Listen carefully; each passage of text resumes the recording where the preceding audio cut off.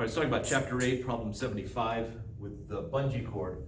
So the first part of it is to give us a sense of the spring constant. So we have, it says it obeys Hooke's law. Hooke's law is that the force from a spring is equal to negative k delta x or r, as whatever letter you happen to be using. This negative sign is indicating that the force is in the opposite direction of the displacement. So if I have a slinky right here, if I pull down on it, the spring is exerting a force upwards because the displacement is down, so the force that the spring exerts is up. If I push up on it, the force that the spring exerts is down. And so that's what the negative sign is, that it's opposite direction of the displacement. So if I have a coil or spring or bungee cord that is naturally 10 meters long, if I apply the person to it, and it stretches out 2.5 meters, the force that the spring exerts is upwards because the displacement is down. I pull down on the spring wants to go back towards equilibrium right here. So this is the sort of equilibrium position with nothing on the spring. This is equilibrium with something on the spring. Now, they don't tell us the weight of the person, but I know the person does have mass. So if we do a force diagram of the mass here, we have weight acting down, and then we have the force from the spring acting up.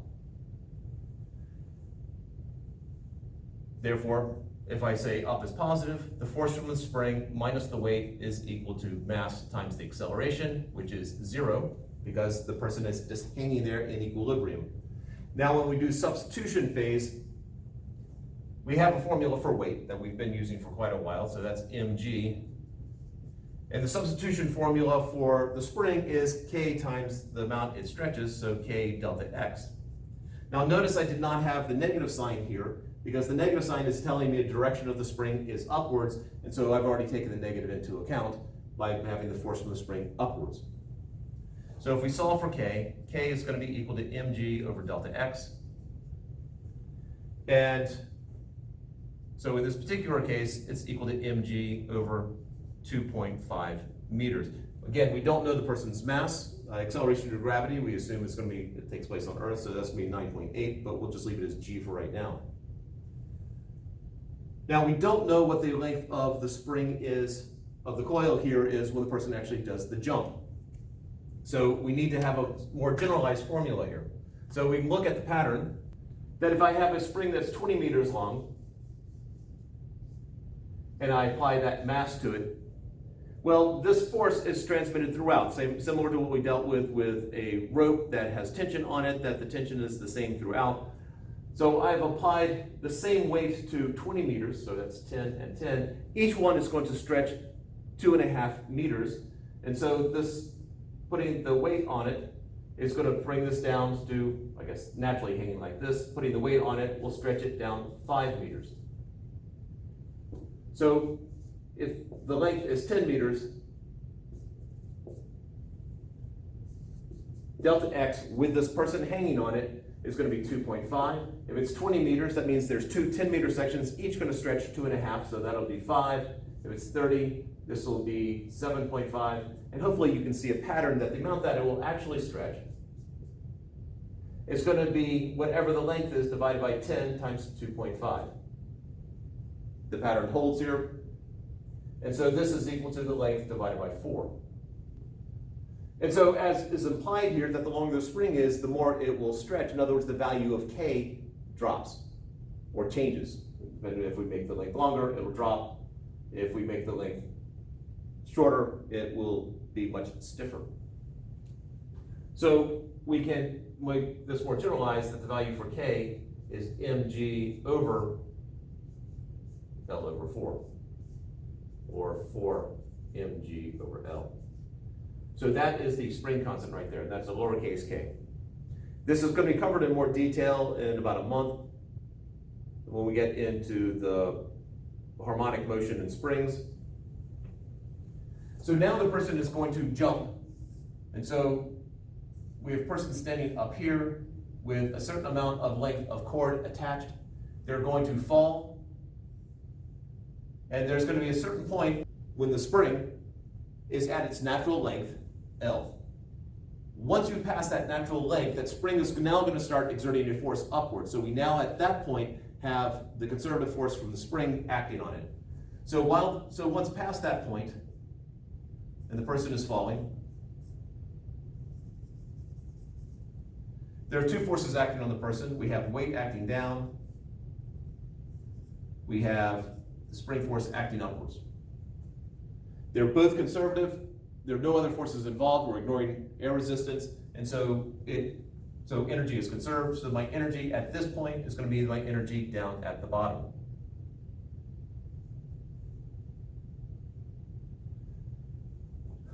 So energy initial equals energy final. Kinetic initial plus potential initial is equal to kinetic energy final plus potential energy final. And that's our capital K's. You know the formula already, so this is 1/2 mv squared initial plus, we have two types of potential energy because we have two conservative forces here. So this is mgh initial plus 1/2 k delta x initial squared. That's the potential energy formula associated with the spring. mgh is the potential energy formula associated with the weight. And that's going to be equal to 1/2 mv final squared plus mgh final plus 1/2 k delta x squared final. Now we start getting rid of stuff. Initially, there's no energy stored in the spring. It is not stretched at all. And so that goes away. We're going to make the height equal to 0 down at the bottom. We could make the height equal to 0 wherever we want, but let's make it at the bottom. Now the solution that the textbook gives, they don't establish where 0 is, and they just look at h initial minus h final, and that's fine too. Initially, the speed is 0 because the person, we assume, just sort of steps off. So that's 0 because the initial speed is 0. This is because delta x is 0. And here because we established h is 0 at the end. At the end of the jump, the final speed is also 0 because that's when they have stretched the most. So Vf equals 0. And so we are now down to simple that all the potential energy, the gravitational potential energy at the beginning is equal to the elastic potential energy at the end. So let's rewrite what we are now with. We have mgh initial equals 1/2 k delta xf squared. So we have mg times h initial. The problem tells us what the initial height is, the fact that this is going to be 220 meters. So mg times 220 is 1/2 times k. And k we established, and the value of k we had erased, but it was up there. This is 4 mg over L. And then delta x, how far did it stretch? It doesn't, the coil does not stretch 220 meters, it stretches 220 minus L, whatever that initial length is. So this is 220 minus L squared. The mg's will cancel out.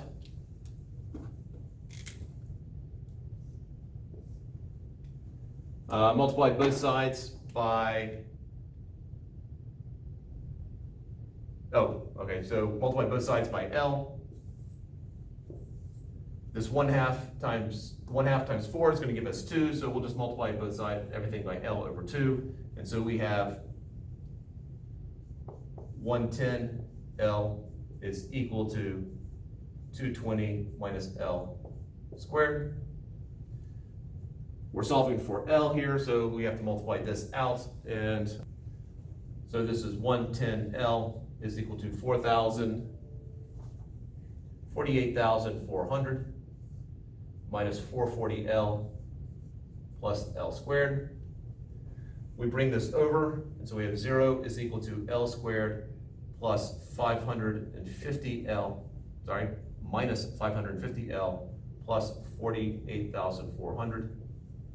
So at this point, use the quadratic formula. So L is equal to 550 plus or minus the square root of 550 squared, technically negative 550 squared, minus 4 times 1 times 48,400 over 2. It becomes 550 plus or minus 330 over 2, which is 880 over 2, or 220 over 2.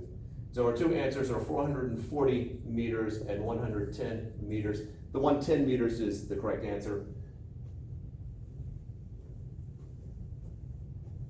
440 meters means that L is larger than how far the person is going to drop, so that cannot be the correct answer.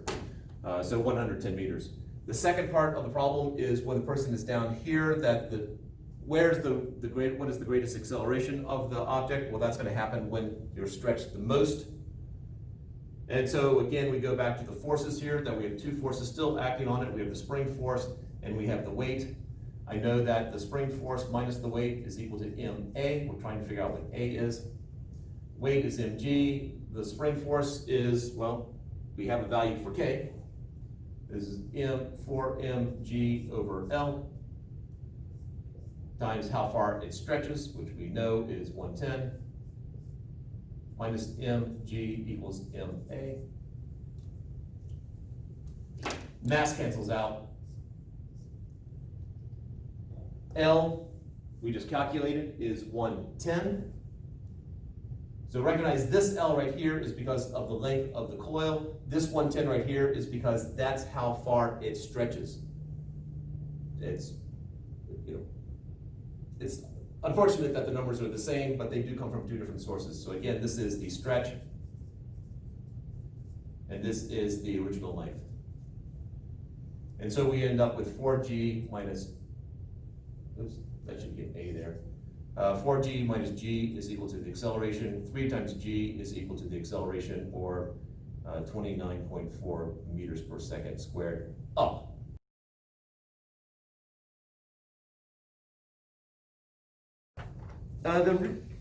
Saying again what I wrote in the announcement, that the next lab that I wanted to do is moment of inertia lab, but we haven't actually talked about moment of inertia, so I figured probably best to talk about it before you actually do the lab. And hopefully it will lead you to make the correct decisions when you're trying to figure out what did he mean by this. So let's start out with, think about how many formulas we've dealt with up till now, and let's double them. It should take about 5 minutes to double the number of formulas. So far, for the most part, we have dealt primarily with linear motion, otherwise known as translational motion. The terms in anything that I've ever experienced can be used interchangeably, and so I will use them interchangeably, although I tend to stick with the linear more than anything else.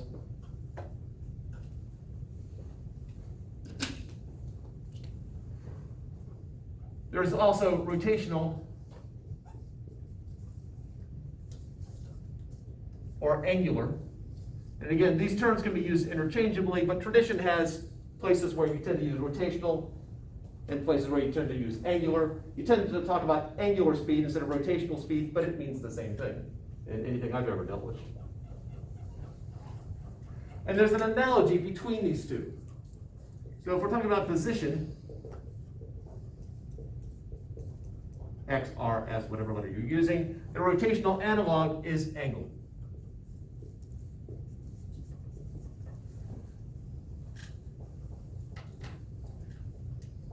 And as a general rule, and it definitely you'll see some exceptions, but more often than not, they tend to use Greek letters associated with the angular stuff. And Latin alphabet? Our alphabet. Or the linear stuff. Velocity, angular velocity,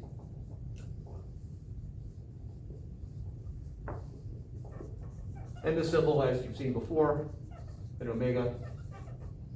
It's an omega, not a W.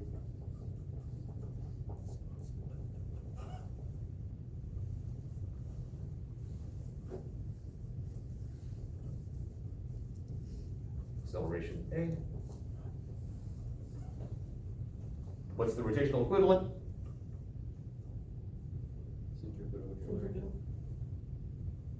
You said centripetal? Yeah. No, actually. Centripetal acceleration deals with acceleration because of change in direction.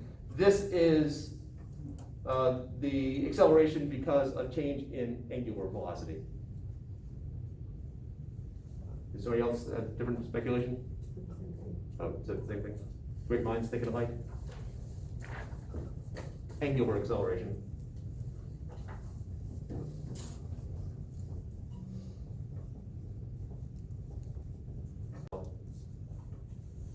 So, I have a wheel here, it starts out at rest, I start spinning it. It experienced angular acceleration because it went from angular velocity of 0 to a non-zero angular velocity. This piece of tape here experienced two types of acceleration. It experienced angular acceleration and experienced centripetal acceleration. We will get into more detail on that one later. Force as a rotational analog called torque. The symbol is a tau. And in my second most obscure clue of the semester, in my class, you can also call torque G2 Kambuka.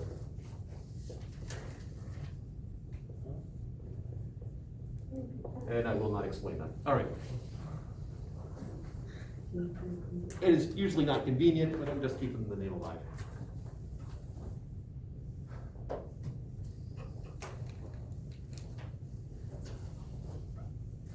Mass has an angular as a rotational analog. It has two names. I tend to call it moment of inertia. But you will also see it written as rotational inertia. I'm less fond of that name, but I have seen that in textbooks more now than they used to do. And the symbol breaking our tradition of Greek letters is a capital I. Does that have anything to do with center of mass? It is, yes, it is related to center of mass.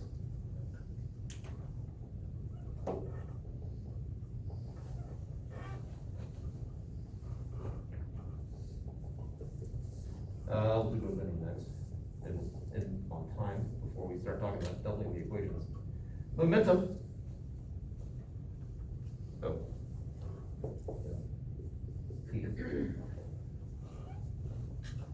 The analog is angular momentum.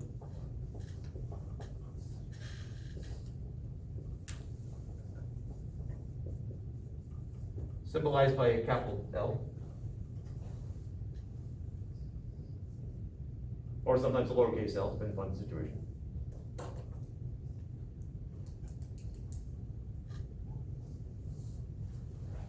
And time, the rotational analog is time. Yeah, nature doesn't care if it's rotating or moving in a straight line, time's the same. At least in classical mechanics. End of the second semester course, we would get into when time is not the same for everybody.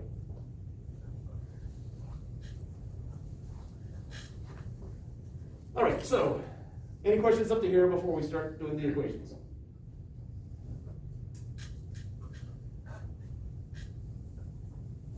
All right, so let's pick a cake formula. So we have delta x equals VIT plus 1/2 AT squared. We can just transliterate into the rotational cake formula. Delta theta is equal to omega IT plus 1/2 alpha T squared.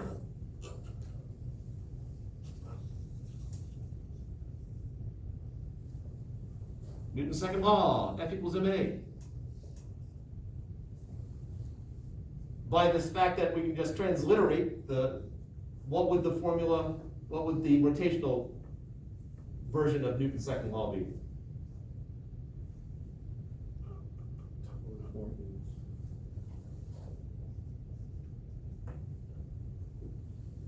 moment of inertia as angular velocity.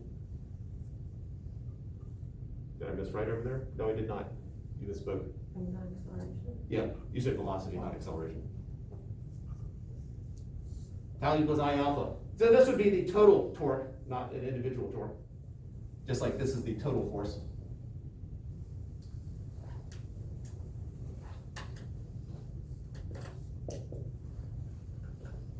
And the formula for kinetic energy? 1/2 mv squared. A little less enthusiasm last time, I guess not enough warning there. Rotational kinetic energy?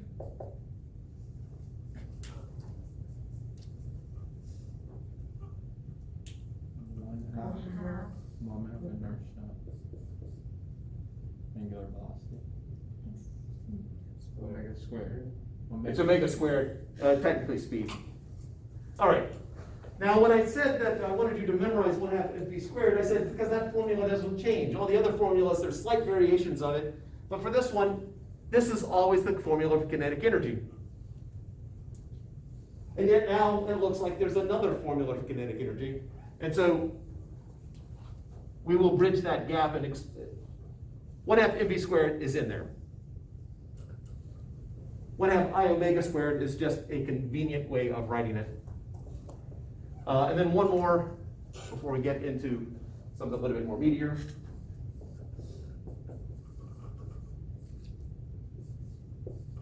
What's the formula for angular momentum?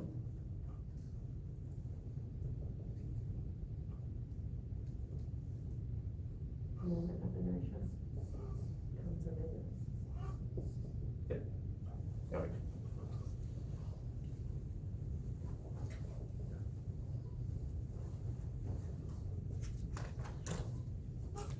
Questions to hear before we explain why there's this other rotational kinetic energy, why there's this other kinetic energy.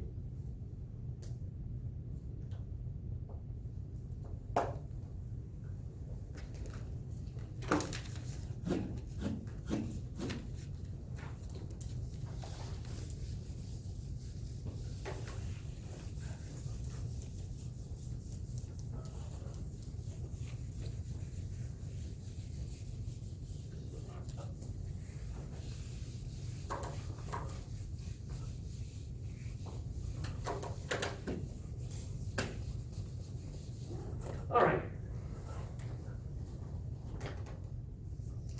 I have a 5 kilogram mass moving at 3 meters per second to the right. Let's put an even number there. Let's make it 4 meters per second to the right. What is the kinetic energy of this object?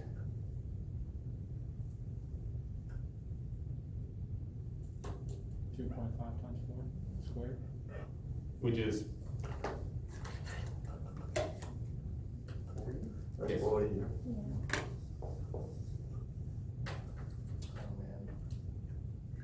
No, wrong unit. Unit seconds. Joules. Yeah, I'm hoping you'll have that pinned down by, let's just say, next Tuesday when you do the quiz. All right, so that's simple enough. I have a single object moving, plug and chug. Now, imagine that I have a door here, overhead view of the door. Overhead. And this is rotating about this spot right here.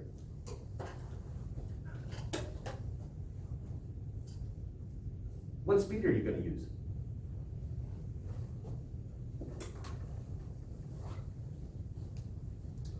Because this point right here is traveling faster than this point down here. So what do you use for the speed? So I'm plugging into 1/2 mv squared. Angular velocity. Angular velocity. Well, except the formula is 1/2 mv squared. As a crude approximation, what point could you pick in order to find the speed? The center of that. Okay, so we can pick that spot right there, figure out what the speed is at that point, and we have a really, really, not a great one, it'd probably give you order of magnitude. So approximation number one for the kinetic energy, we'll call this case of 1, is 1/2 times mass times the speed of the center of mass squared. Not great, but you know. Now I could get slightly better, is instead of treating this as a single object, treat it as two objects, and I could take the center of each of those two. I should get a better approximation. So we'll just say case of 2 would be 1/2, we'll call this bottom part 1 and the upper part 2, m1 v1 squared plus 1/2 m2 v2 squared. We will have a better approximation. How about integrate? Are we gonna integrate eventually? Are we gonna, Integrate this? yes, Upgrade. that's where we're headed.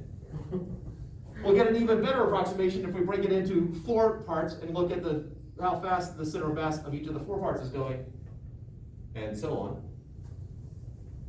So the kinetic energy, if we break it up into a whole bunch of parts, we'll just say n parts, then it's just going to be the sum, I is equal to 1 to n of 1/2 m sub I v sub I squared. So we're still using 1/2 mv squared, it's just that we're breaking it up into a bunch of parts. This is handy to remember, so later on, if I give you an object where you've got multiple parts, you can find the moment of inertia, or sorry, kinetic energy of each part and add them together, or where we're heading, moment of inertia, and add them together.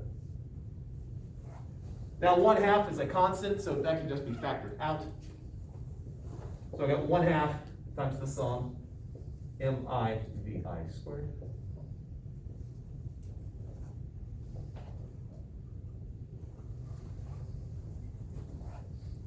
Now earlier, Roberto mentioned angular velocity, or we'll just do angular speed here since we're dealing with scalars.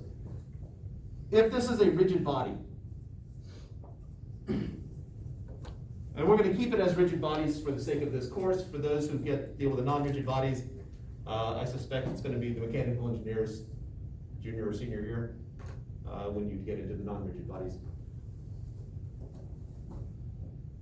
So as this thing rotates, every single part of it, if it's rigid, has the same angular speed. It travels through the same angle the same amount of time. Well, what's the relationship between omega and v? Let me first hit that in. V squared over I? No, that would be centripetal acceleration. Oh, oops. Looking for the relationship between v and omega. I think we first hit it in chapter 4, but 2 pi v over capital T. that would be omega. Or so let's work it out that way. So omega, if we looked at an entire revolution all the way around, omega would be 2 pi over the period. So if I have something traveling in a circle, but if I wanted to figure out the speed, what's the speed of the object that's traveling around in some time, capital T? 2 pi. Yeah, so this is 2 pi r over t, which is just 2 pi over t times r, which is just omega r. So v is equal to omega r. So let's make that substitution. Again, every part on this rigid body has the same omega. So r is the only thing that's differing. So this becomes 1/2 times the sum of mi times omega r sub I squared. Omega is constant, so we can pull that out. So I have 1/2 omega squared times the sum of mi/I squared.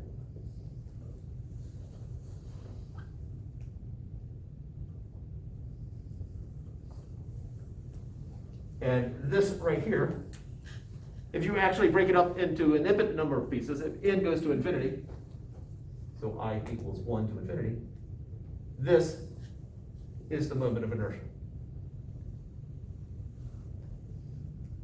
As a general rule, if you ever hear in math or engineering or physics moment of, something, generally rotation is involved.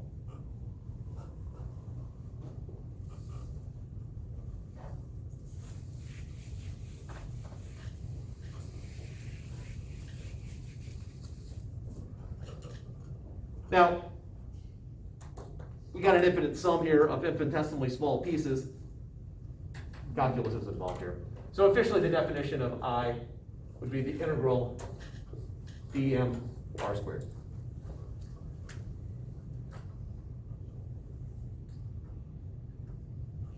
What is that, D what? dm r squared, or I guess the traditional way of writing it is r squared dm.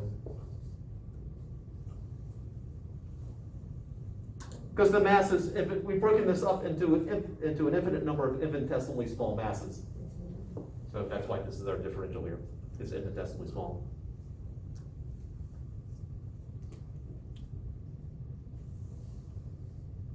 So let's go through the fun of a problem. Yeah, let's do the solid disk.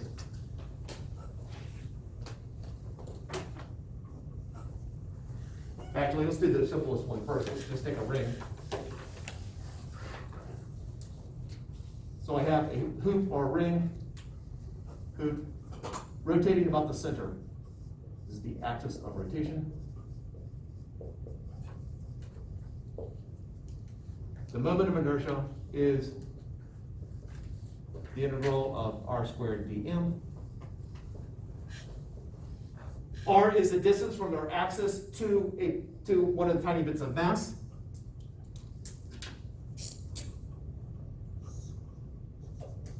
In this case, every bit of the hoop is the same distance away from our axis of rotation. So this is the integral of r squared dm, which is, since the radius is constant, that's r squared times the integral of dm, which is just r squared times the mass, or more traditionally written in r squared, where capital M is the total mass of hoop.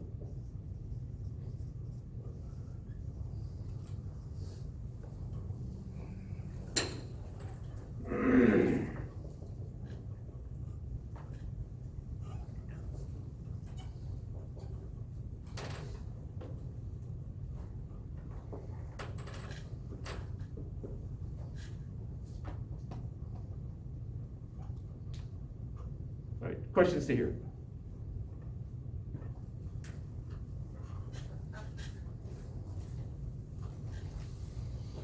Let's do the solid disk.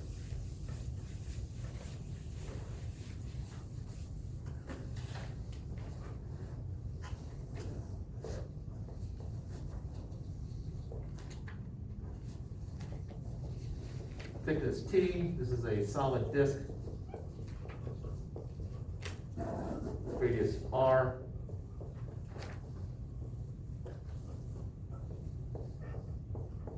Uniform density. I guess I should have said that over there too.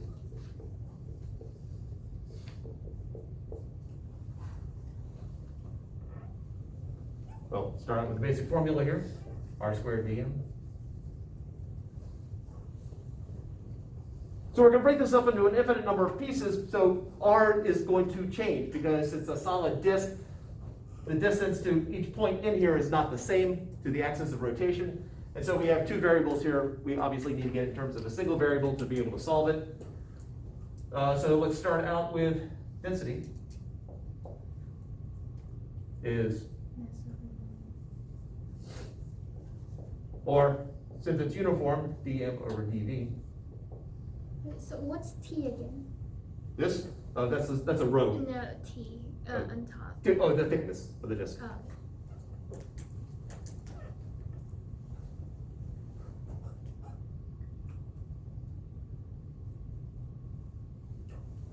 And so I'm going to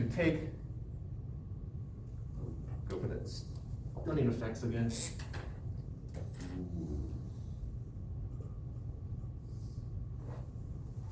So I have an infinitesimally thin ring here of thickness dr.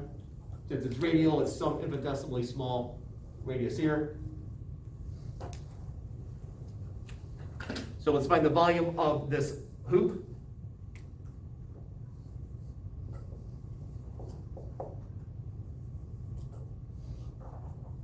Well, I basically have a circle. So that has a length of 2 pi r times the thickness this way of the hoop, which is dr, times the, I'll think it is that direction, t.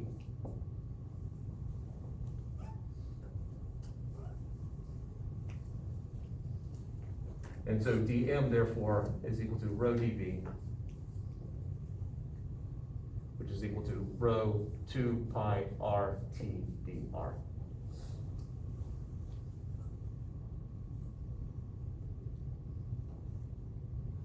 Questions about how I got the dv?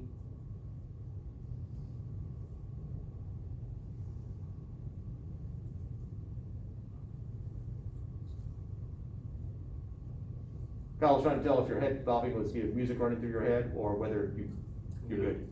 I agree. Okay. I would trust if you did not agree, you would call me on it, you know.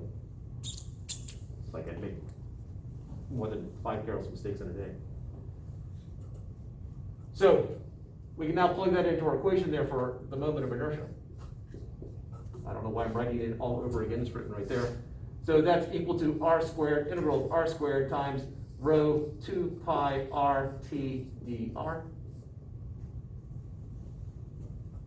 Let's factor the constants out. So rho is constant, 2 pi t are all constant, and we're left with r cubed dr from 0 to big R.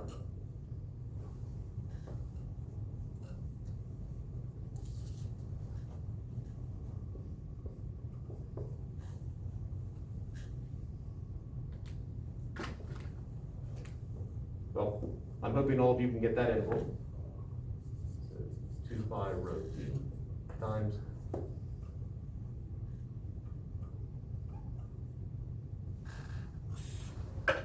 R3, R4 over 4. From 0 to R.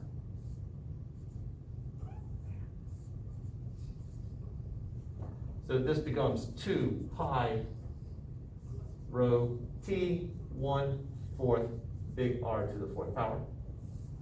Isn't that so much simpler than, we'll simplify it.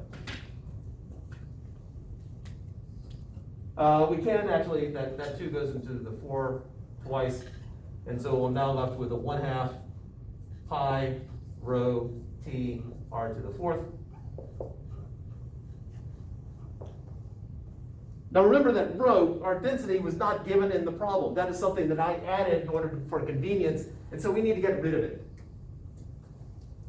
Since it is uniform density, the density is equal to this differential, this derivative of the mass with respect to volume, or it's equal to the total here. And so I can also write rho as the total mass over the total volume, which is pi big R squared times t. Just area times depth. So substituting in there, I get 1/2 pi times big M over pi R squared t times t r to the 4th. We conveniently cancel a bunch of stuff out. Pi goes away, t goes away, r squared goes away, and I'm left with the much nicer moment of inertia of a disk rotating about its center. So this is disk about cylinder, about center.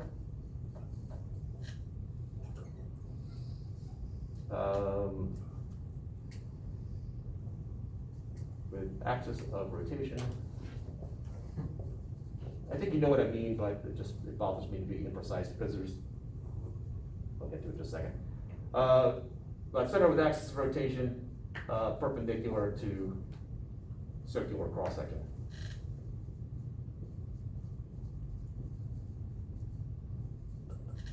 typically on the test, during the equation section, I just write moment of inertia, disk rotating about its center. But there is more to it than that, because I can rotate a ring about a different line that goes through the center as well. And that's 1/2 mr squared. Also sticking with the tradition of capital M being the total mass and capital R being the total radius.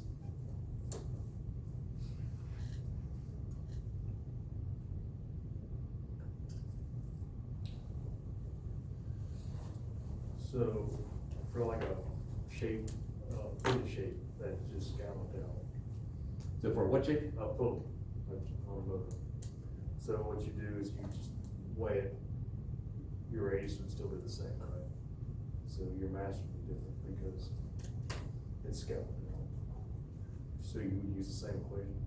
All right, and I missed again, you would use that for any solid cylinder with uniform density, rotating about that central axis. Right.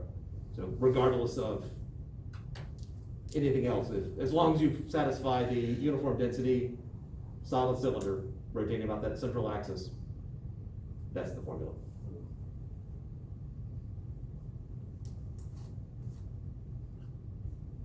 And what car part did you mention again? Like a pulley on a motor. Pulley. Ah, okay. For some reason I didn't hear that.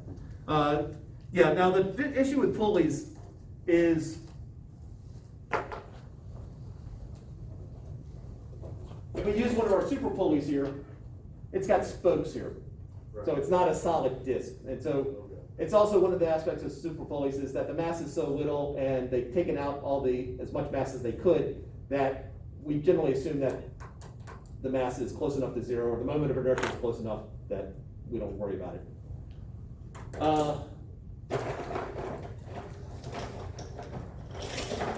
Something like that, on the other hand, it's a little bit bigger.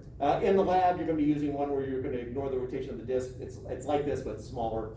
But it's just hollowed out on the inside here, again, trying to reduce the impact this has.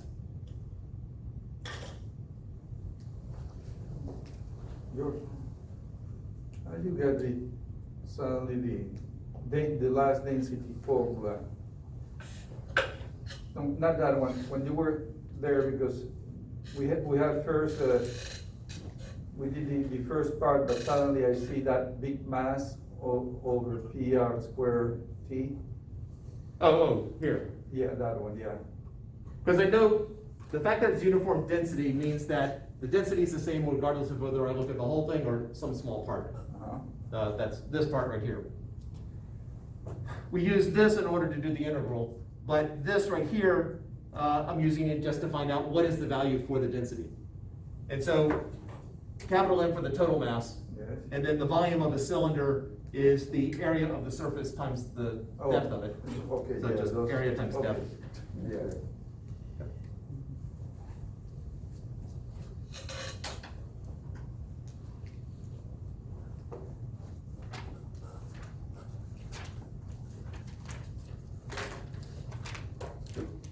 I was going to show you a shortcut. I can't remember if it's chapter 12 or 13. Oh, chapter 13, all right. Now suppose you have a solid sphere.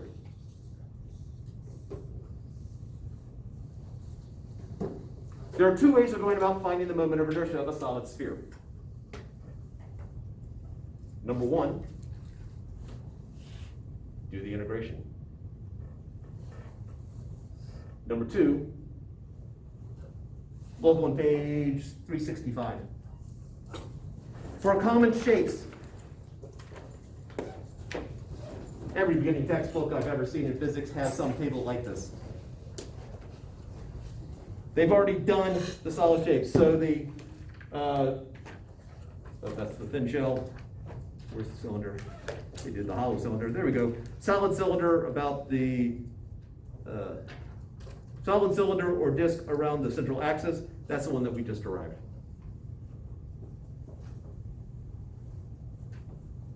But there are other shapes here. Yes? What? I thought that equation was for like a solid disk. This shows the. This one down here? No, the first one. Which one you on? Like, hoop, yeah, That one right there? the one above it. Yeah. That's the hoop. Actually, that was the first one we derived. That was the, just MR squared. Oh, I was thinking that it was 1/2. No, oh no, not that one. Okay, yeah, yeah. Yeah, the 1/2. The other corner is the one that we just did. So I guess we derived those two.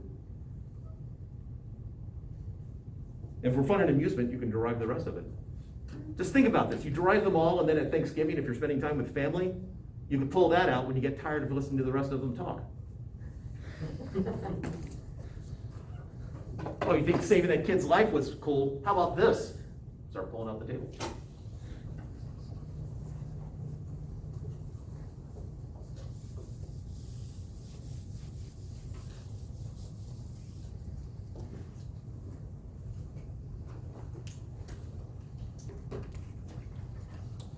So let's do something with numbers today. That was G.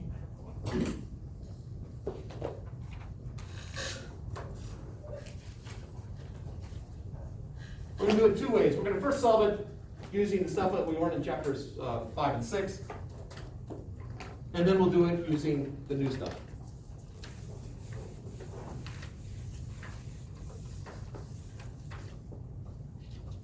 So this is going to fall, and that's going to rise. So what I want to find out is the acceleration. Let's give some numbers here. Let's make this 10 kilograms and make this 4 kilograms. Ideal pulley, ideal rope.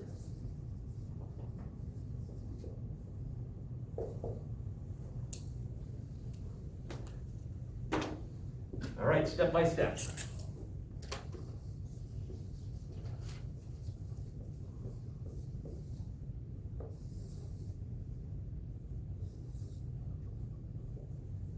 We will assume that the pulley is being held up by something magical. So this would be an example of other. So we have this force sub magic holding it up. So a case where I don't have to draw the other part of the pair because, you gotta stop somewhere. Okay, it's being held up by some rod between it and the ceiling. How's the ceiling being held up? Well, okay, got the walls. How are the walls being held up? I mean, at some point, you just stop. Now, some of you on the test decided to stop a lot sooner than I was expecting, but.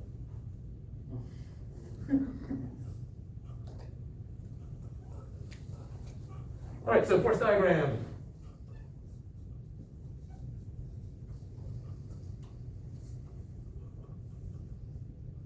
Tension. Oop, have some T, not T's about.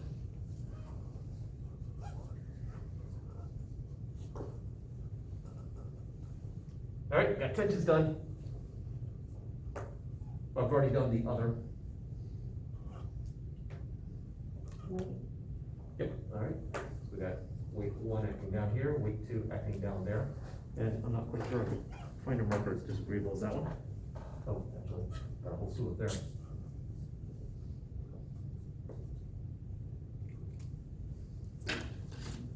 Okay, weight is done. Technically, the other part of the forces would be on the ground acting up. Normal force, the rope and the pulley. So it's pushing up on the rope and down on the pulley. And we're dealing with a nice ideal, so different. And again, technically, the normal force is acting all along this region right here. Just assuming on average it's upish.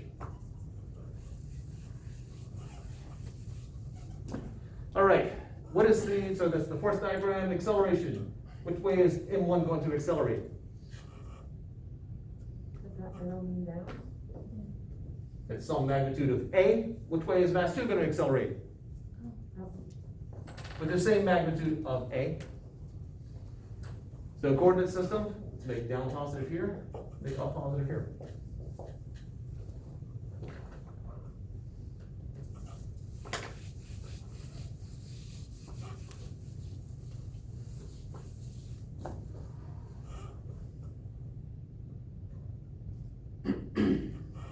So nothing to decompose. So what are my two equations of motion? Weight 1 minus tension equals M1A. FT minus weight 2 equals M2A. If we add them together, weight 1 minus weight 2 is equal to M1A plus M2A. M1G minus M2G equals M1 plus M2 quantity times A. And then we have M1 minus M2 times G divided by M1 plus M2 equals A. Clear that's a G there, and not just a distorted A. So we have a net force divided by the mass.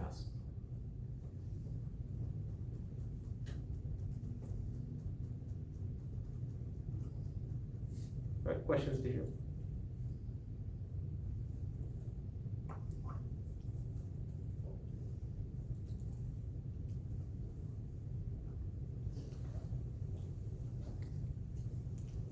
All right, let's remove an ideal restriction.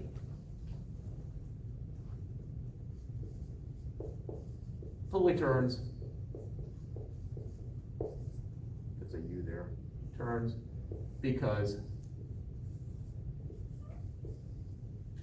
friction, that's of friction between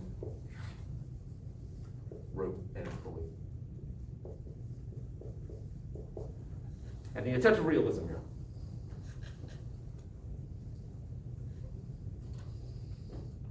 We are still assuming, we don't want to go overboard with realism, we are assuming no slipping.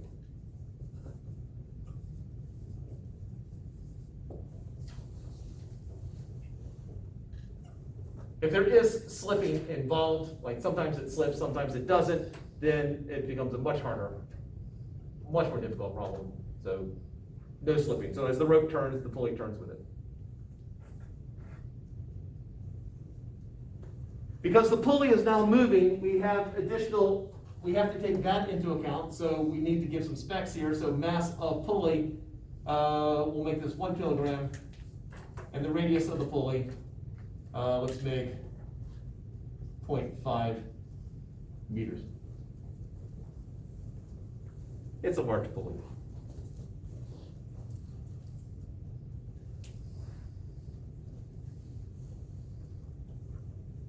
Now the difference in our force diagrams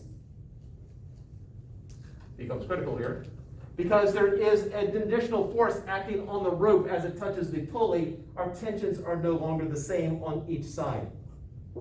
Those tensions are still the same, those are still the same, but this and this are not anymore.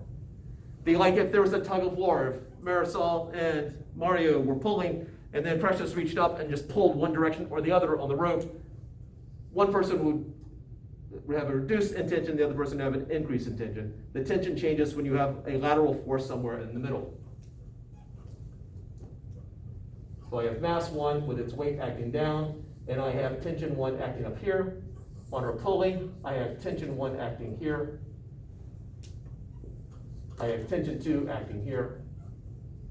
And then mass 2, weight 2, tension 2. And it's still being held up by some magic.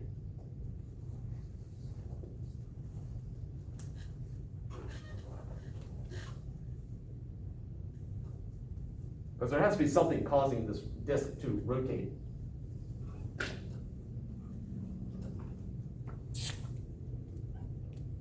Now our equations of motion.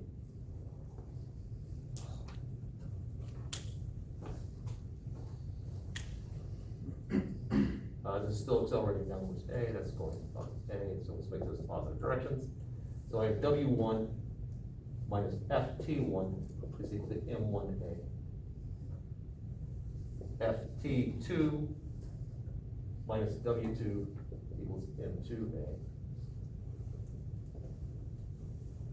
I have 3 unknowns, I don't know either tensions, and I don't know acceleration. And I have 2 equations. So obviously, I need another equation. The pulley is not falling, it's not rising, there's no translational motion of the pulley, and when I mean that, the center of mass is not moving at all, or more precisely, not accelerating at all. So using F equals ma on the pulley is not going to tell us anything other than potentially we can figure out what the force is holding it up. However,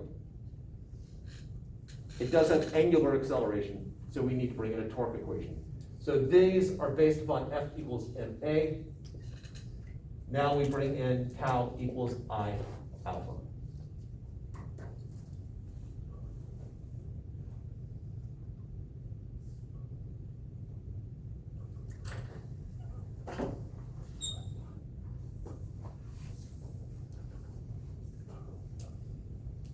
So we need to understand torque a little bit better. And that is an alpha that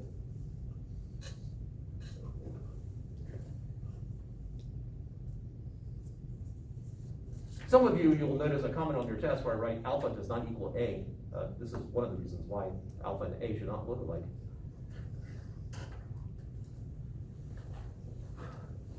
So what do I want to do? We're going to put this problem on the side burner for just a moment.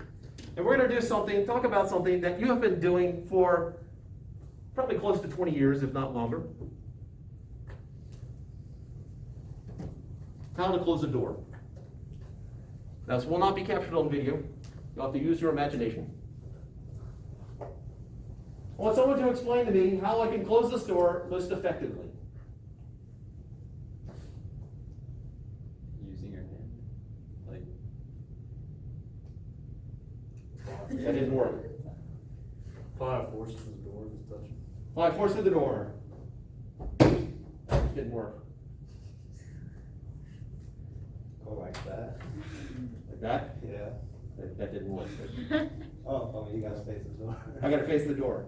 I mean, I thought you people have been doing this for years. Perhaps I need to.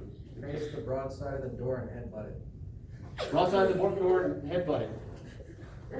On the other side. Sure, I'll do it. This is not being video. You said the other side? Yes, I can't reach it up there. that wouldn't be the broadside. The broadside, okay, all right, so that doesn't seem particularly effective. Well, you gotta hit Push it the harder. door handle. Push the door handle, Like that. like that. No. I don't know. To apply a force that, push it to its final position, which is over there. So push it in that direction. Yeah. It's actually not the most effective. Or would it be like from the most outer part of the door? So push it from the outer part of the door, which way? That would, yeah. Use the math term.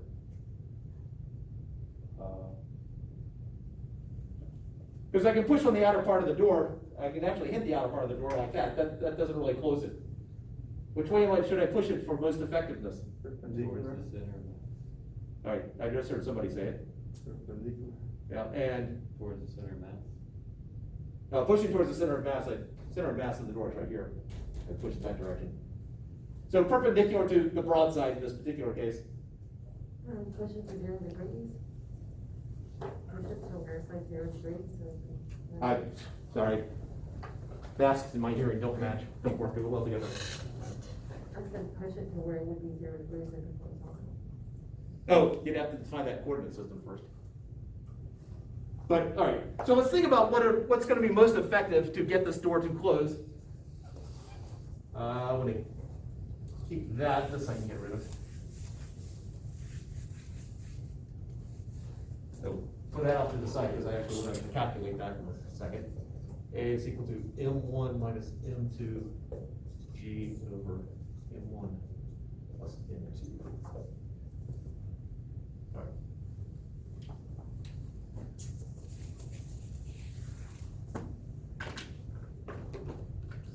So, the things that matter for closing the door. The force that's applied. where I apply it,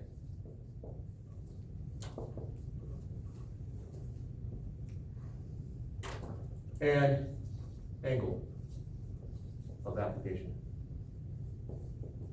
Which you could sort of bundle up in the first two, but I want to explicitly write it out. So torque, we can summarize this in a simple equation. R cross F. It is deliberately an X there in the middle as the multiplication symbol. This is known as a cross product. This was mentioned early on, I guess 2 months ago, whenever we started. One of the differences between this and a dot product is one, there's a cross there. Another difference is that when I multiply them, I get a vector. For the purest in the group, it's a pseudo vector or axial vector, but the difference between a vector and a pseudo vector is well beyond the scope of this course.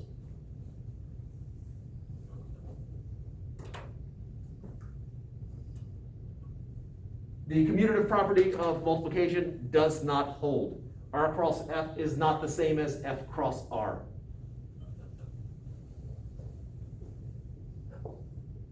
And this cares about perpendicular. So let's do a couple of the terminology here. This arm here is known as the moment arm.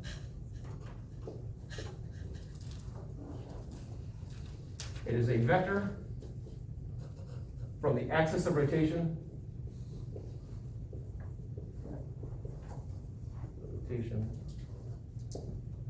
to where the force is applied.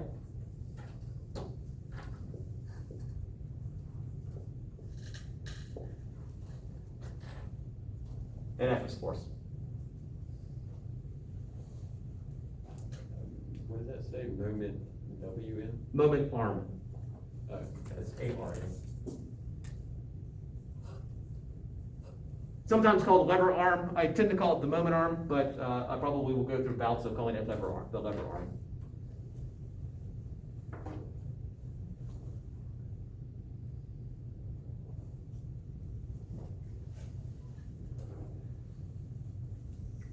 I'm sure all of you remember the brief talk about cross products that we did early on, so I don't have to go over this, but just in case.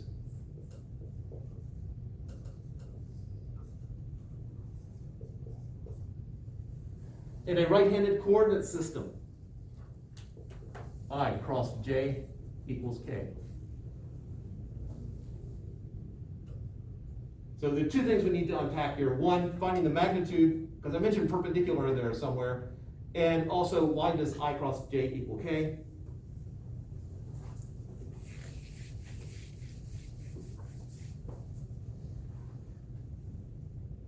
So let's do direction first.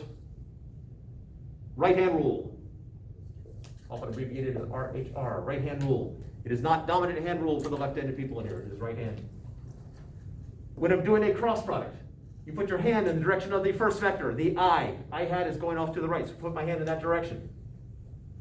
I want my fingers to bend very easily towards the second vector, the J.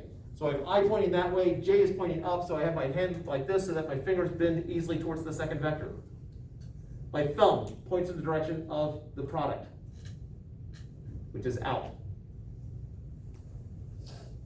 If you have some sort of strange freak of nature kind of thumb where you can point it out like that and the thumb's pointing back towards you, that does not mean the vector's pointing back towards you.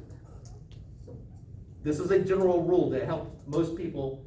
I have had some people do that, that thumb bends way back there, freakishly so. I don't know if one of you is like that. I'm not limber enough to do that. So the cross product is perpendicular to the two individual vectors. J cross I, well, J is up. I is out that way, so I want my fingers to bend towards I. My thumb points in the direction of, sorry, try that one again. J is up, I is that way, so J is up, one of my fingers is bent towards I, my thumb points in the other direction. J cross I is negative K.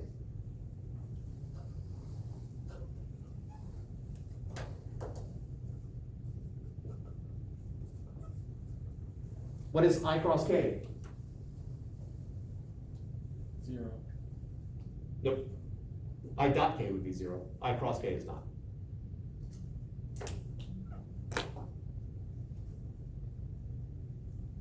Now, the people who are not showing their hands doing this, I assume it's because you can do it mentally. Sure. Let's see, I is in that direction, K is that way. So I cross K, negative J. K cross I? Positive. Yeah. So JK is the one that we're missing here, so J cross K.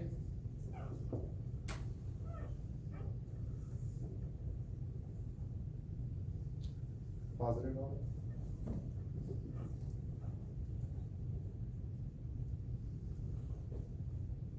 Notice the pattern here. I cross J gives me K. J cross K gives me I. K cross I gives me J.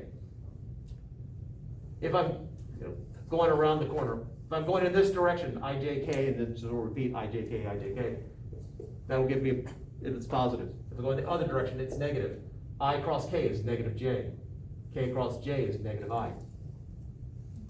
Or you could just write it out the right-hand coordinate system. Which on tests is usually on the first page where I present the coordinate system.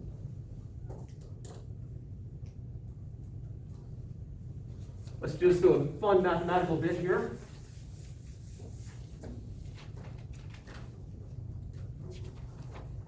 Three I plus 4J cross product with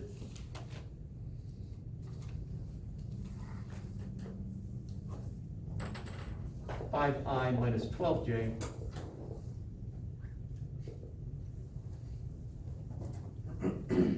yeah, foiled. So I have 15 I cross I, that's the first. Outer, minus 36 I cross J. Inner, plus 20 J cross I. Notice that I am making sure that the order in which I'm writing the cross product here is in the same order as it's presented up there. So I start out with I cross J, J cross I, and now J cross J, minus 48, J cross J.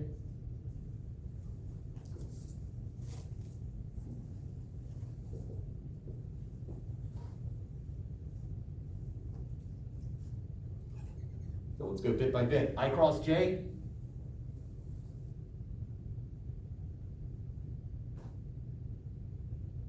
Positive K. Positive K. Yeah, positive K. So this is negative 36 K. J cross I. Negative K. Minus 20 K. I cross I. 0. There, now's the time for that. And J cross J. 0. And so we end up with negative 56 K.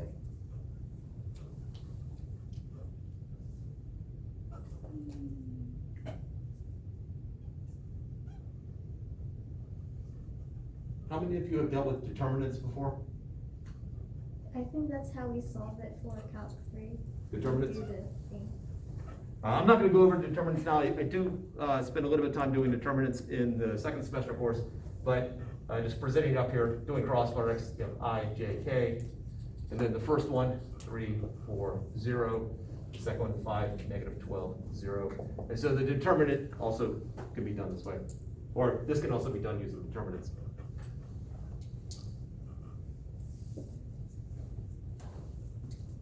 Right, questions to hear, other than how to solve determinants?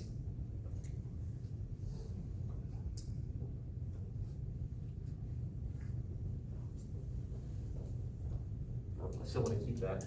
I'll just write it up again. All right, so if I have a vector going in this direction and a vector going in that direction, A cross B. Well, what I cared about, as I mentioned before, what I care about is perpendicular, so I multiply perpendicular parts to it. So I can break one of them up into parts. We'll call this B sub perpendicular. and B sub parallel. So when I multiply them together, the magnitude of the product is just going to be A times the perpendicular part of B. So if I have some angle theta here, this just becomes A times B sine theta. So I can find the magnitude of torque just by multiplying the magnitudes times the sine of the angle between them.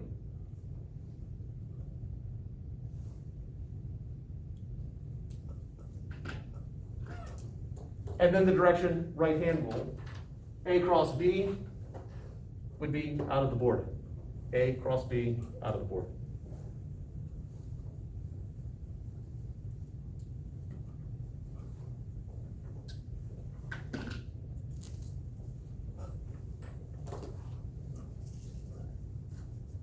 Okay. Questions to hear?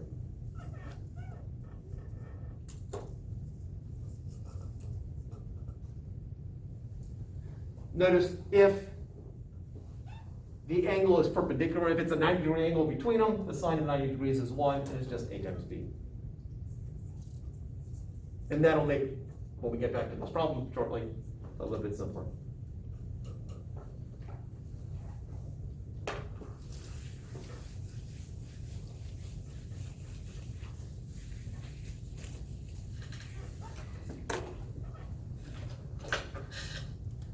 All right, so I had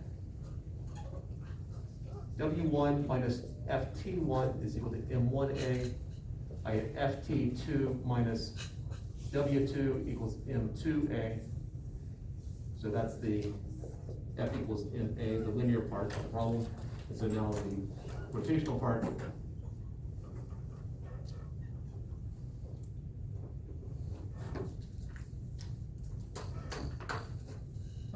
So we had the disk here, we had FT1 acting down on the left side, FT2 acting on the right side.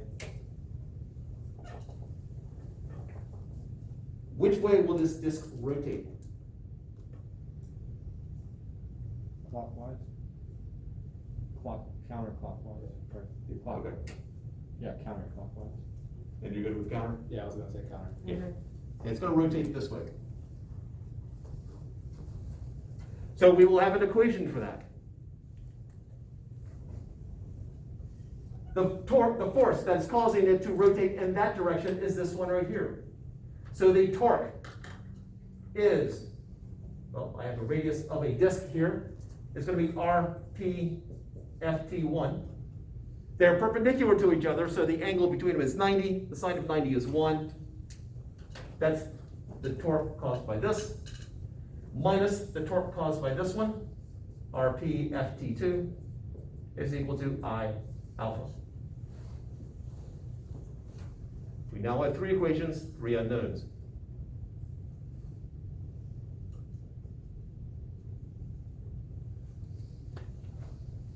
It is now a math problem. Substitution. For what do we have a formula? FT1. All right, so I got M1G minus FT1 equals M1A. You said FT1? FT2. An independent equation. We don't have an independent equation for tension. Just like we have an independent equation for weight because weight has a formula of mg. Tension is always problem specific. FT2 minus M2G equals M2A. We have one other equation. Is it FT is equal to M2? We don't have an independent equation for F, for the tensions. Acceleration. What equation are you thinking of? M1 minus M2 times G over M1 plus M2. Oh, that is assuming ideal pulling rope. So that is problem specific. I guess it is relatively new, not top of your head right now, but we have an independent equation for the moment of inertia. So if RP FT1 minus RP FT2 equals, I said it was a disk, so this is 1/2 M RP squared alpha.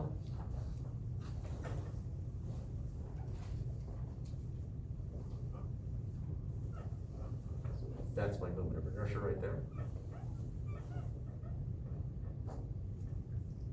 we actually have one other independent equation that we need to use.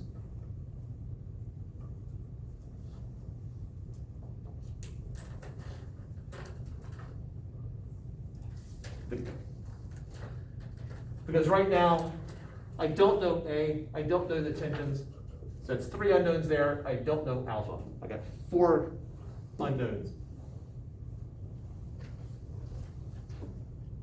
There is a relationship between A and alpha. This is linear acceleration, this is acceleration caused by the change in speed, this is the acceleration caused by the change in angular speed. The fact that the rope doesn't slip means that when the piece of rope moves, let's just say 0.2 meters here, this thing moves 0.2 meters there. There is a direct relationship between how much this turns and how much this moves. I know V is equal to omega R. A, take a derivative, is equal to alpha R. And that's the other piece. I'm going to plug in for alpha here. So this becomes RP FT1 minus RP FT2 is equal to 1/2 M RP squared times A over RP.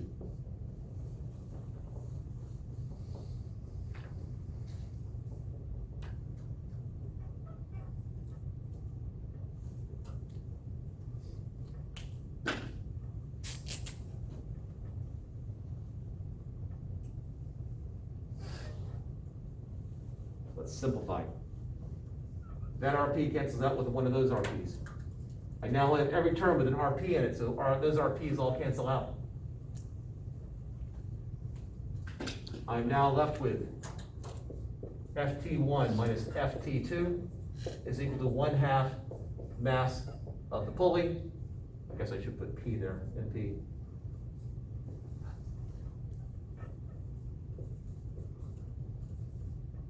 Acceleration.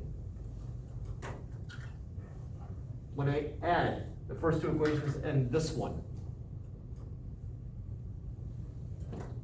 well, FT1's cancel out, FT2's cancel out, I'm left with M1G minus M2G is equal to M1A plus M2A. That we had from the first time we went around, but now we have this additional term because of the pulley.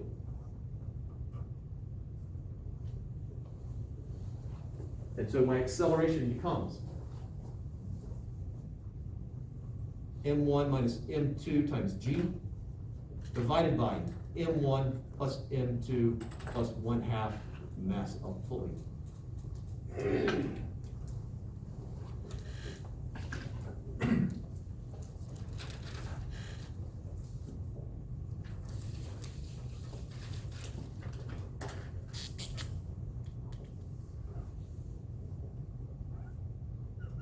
So let's do some plug and chug. So we're given the nice ideal.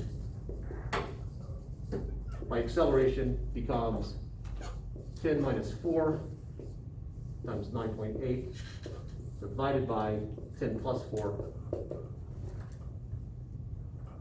which is 4.2.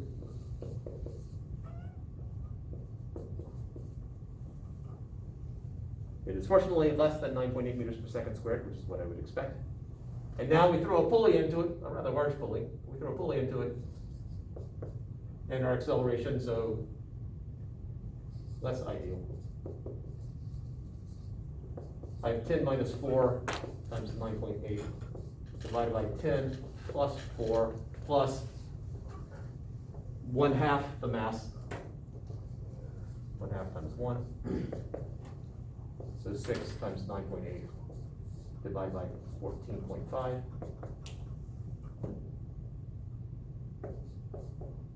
4.02.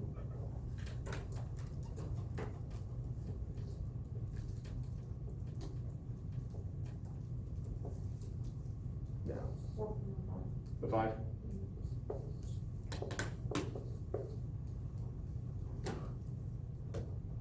This is a rather sizable pulley there. it does affect it, but this is one of the reasons why when we've done experiments with pulleys in the past, it really hasn't made a huge difference here.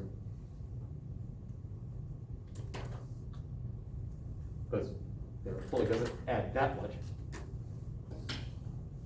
Although we do have some pulleys over there with enough friction in the axle that it would have a more significant effect. All right, questions to here?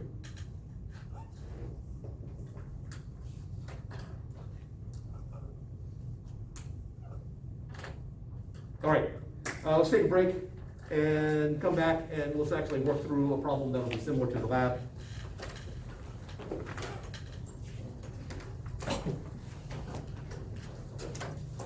So we do that.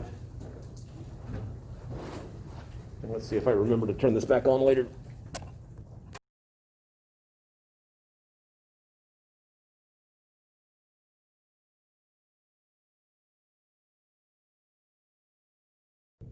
If I have a disc here, so on the side view it would look like that, but I have a disc with a hole in it, and so the hole basically is something along those lines. That would be the inner diameter, which I'll just label D sub I, and this is the outer diameter, inner radius, and the outer radius. Finding the moment of inertia of this. We have actually two different techniques because we know what the moment of inertia, well, we know some already. We know that the moment of inertia of a hoop is mr squared. The moment of inertia of a disc or cylinder, rotating about the central axis, I should say. So the hoop rotating about an axis across the middle there, or a cylinder, which will look very similar to my drawing here, rotating about like that. And this is 1/2 mr squared. So given that information, we can actually find the moment of inertia of this without calculus, and we can also do it with calculus. And so I'm going to do it two ways. First with calculus, and then I'll do it without. So I know that the formula for moment of inertia is the integral with respect to m of r squared, or integral of r squared dm, however you want to write that. We have two different variables here because when I'm looking at some particular spot on the disk, there is a certain radius here and a fading marker. There is a certain radius here and there is a certain mass there. And so because I'm looking at every point on here, well, r varies depending on where the mass is, and dm is the variable by default because that's what I'm taking the integral of, or that's the differential. So I need to get them in terms of a common variable. Now I am going to make the claim that it is a uniform density.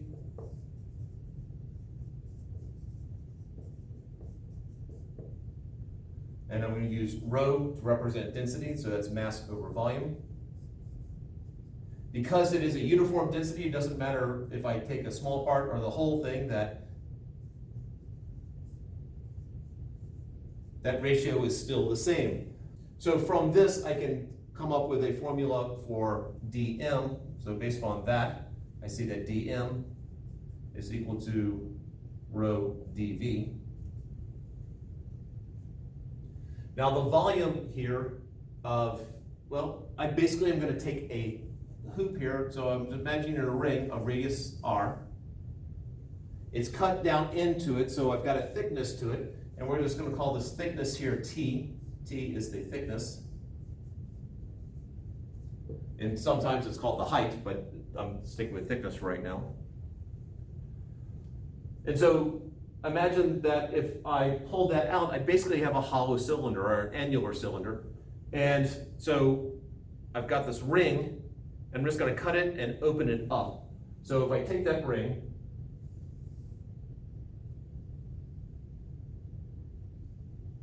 that's my drawing of the ring that I've pulled out of it. I'm going to cut it and then stretch it out. I basically have a rectangular solid. So this distance along here, how thick it is,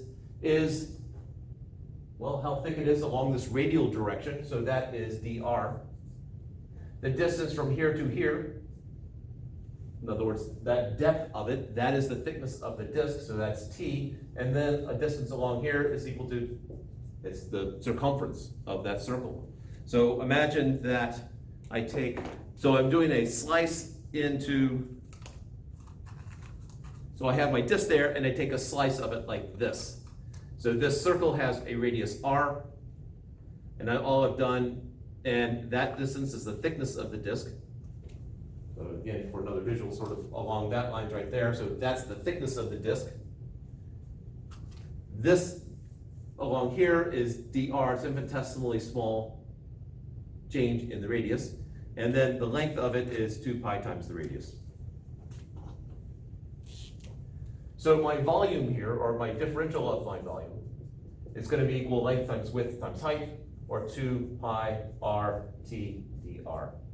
So I can now plug that in for dv, and then I can plug dm into here. And so now I am left with that the moment of inertia is equal to, it's the integral of rho dv r squared, which is equal to the integral of rho times 2 pi r t dr r squared. And so let's pull the constants out. So I have rho 2 pi t r cubed dr. I have it in terms of a single variable now, and I'm going to take it from some inner radius, some r so I, to an outer radius, r so o. So into some basic calculus here. So this is rho 2 pi t 1/4 r to the 4th from r initial to r final. Plug and chug.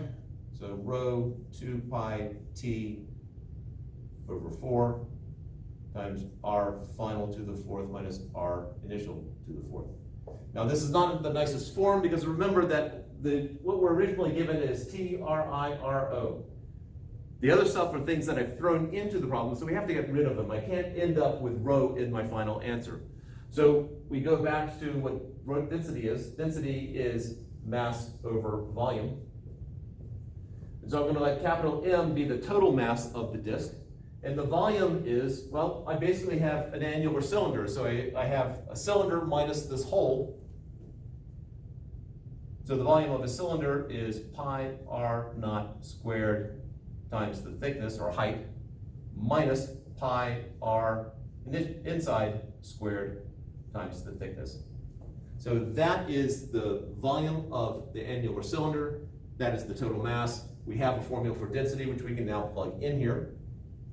And I'm going to factor as I do it. So this is big M over pi t r naught squared minus r, not r naught, r outside squared minus r inside squared times 2 pi t over 4 times, and then this is a difference of perfect squares. And so this is r outside squared minus r inside squared times r outside squared plus r inside squared. And now we can do some canceling.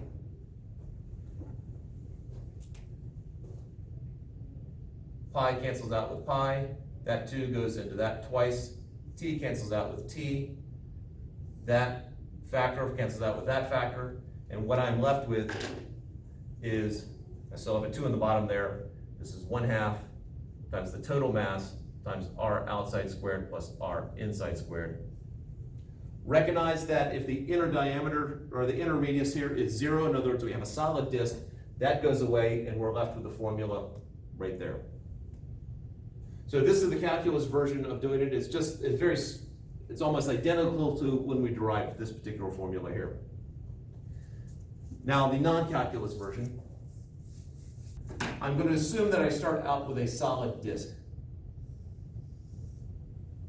It has a certain density, which is the mass of the whole thing over the volume of the whole thing. So I'm going to do mass of all over the volume of all. Remember that the moment of inertia is just the sum of all the mi/ri squares, as I goes from 1 to infinity. And I can break this up into 2 different parts. So if I imagine some inner bit right here, So this would be the sum of I equals 1 to infinity of mi ri squared, with ri being less than or equal to r sub I, plus the sum of I equals 1 to infinity of mi ri squared for my radius r sub I being from the outer radius to the inner radius. So this would be the moment of inertia of this central part of the cylinder, and this is the moment of inertia of the outer part of the cylinder. And so this is, so the moment of inertia of the whole thing, so I sub all, is the I of the inner part plus the moment of inertia of the outer part. So this right here is the inner, so what I'm labeling is in there, and this is the outer part. Because the density is uniform, this would also be equal to the mass of the outer part over the volume of the outer part, which is also equal to the mass of the inner part over the volume of the inner part.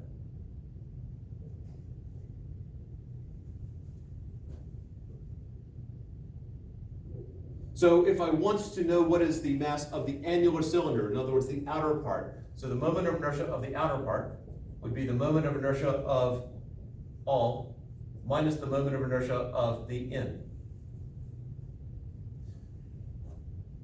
So this is 1/2 times the mass, so it's the whole thing, mass of all, times r outer. Let's go ahead and make it official, even though we used this last time.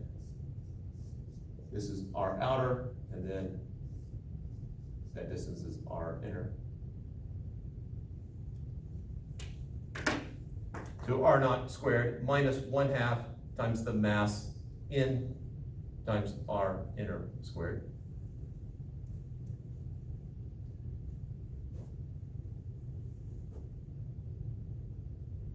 So this becomes 1/2 times the density times volume all times r outer squared minus 1/2 times density times volume in, or inner squared.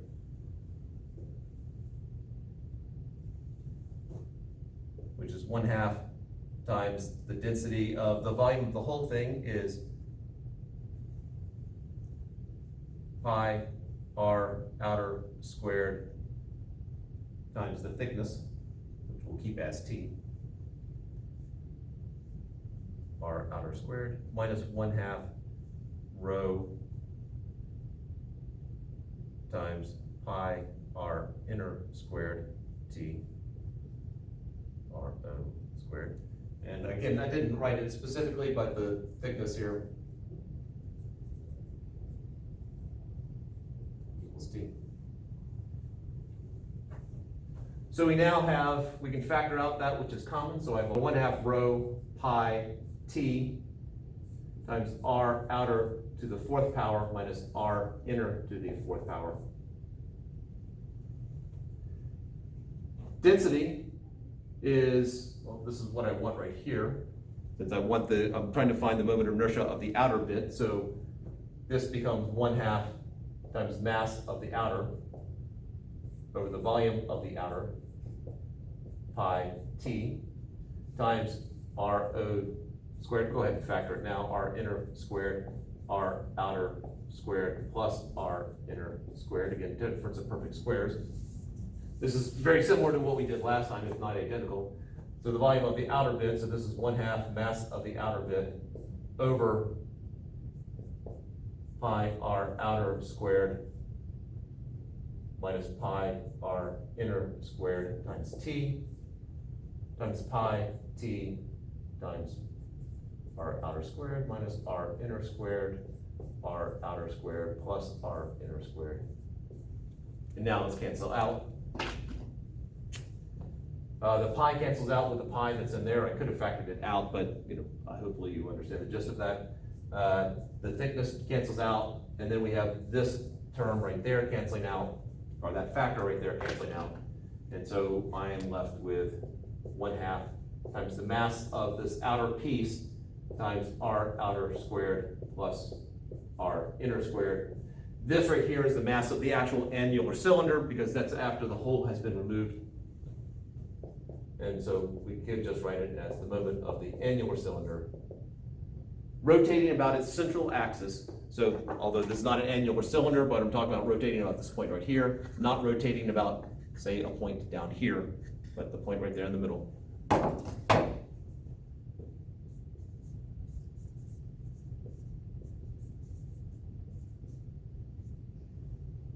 And so that's the non-calculus derivation of the exact same thing. That's what you missed, right there. And presumably, just still frame it and follow it step by step. It'll work beautifully.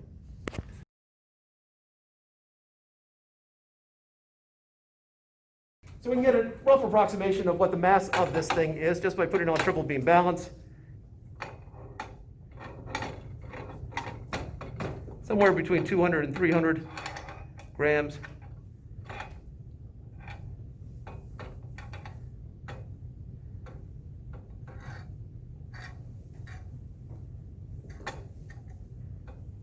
I just need to, get into this thing. I'll just get a rough approximation, and then I keep going down to the nearest one. So we're just going to call that close enough before I go crazy here.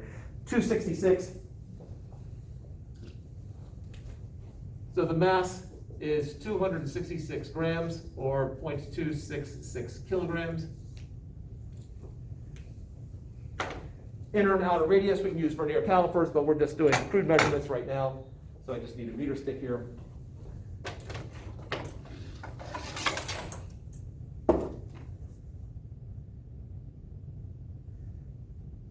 Outer radius is, outer diameter I should say, looks like about 8.9 centimeters.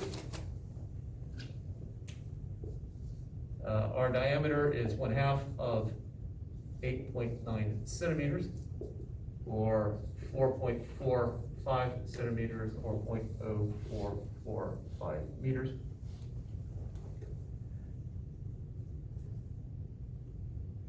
Inner radius, or inner diameter, I should say, again, is it's like about 2.7.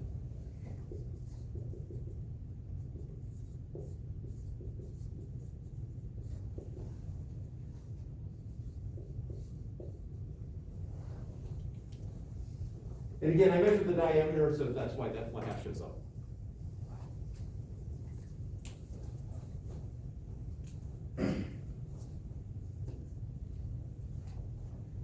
So we can find the moment of inertia of this annular cylinder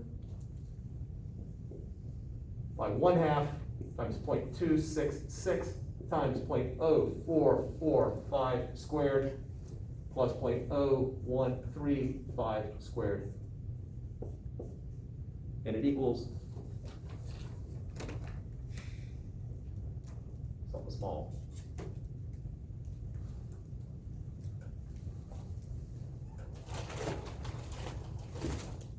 Well, of course, we're going to get to what they say.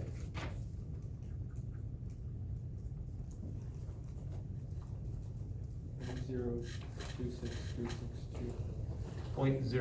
Is that what you said? Anyone else confirm? I got 2.87 times 10 to the negative 4. So. Yeah, so. I got that one. You can just square something. Squared both of them, then added them, then multiplied by 0.266, then multiplied by 0.5. When you square these, you should have gotten something like 10 to the negative third, or 10 to the negative fourth. You have 1.8 times 10 to the negative 4. Okay, and then you multiply times. 0.266, and then by 0.5. And you got 0.026362. Yeah, there's no way that. If this is 10 to the negative fourth, and you multiply it by some number less than 1, and multiply it by another number less than 1, you should be getting something smaller. This is. I'll try it again. Add both of them. Well, I squared them first before I added them. Could that be it? Yeah, you should square them separately and then add them. Yeah. So like 0.445 squared, 0.0135 squared, then I added them, and then multiplied by 0.266, and multiplied that by 0.5. You get the same. I'll try to go. Did you do 0.0445 or 0.445? Did 4.5. Okay. All right, units?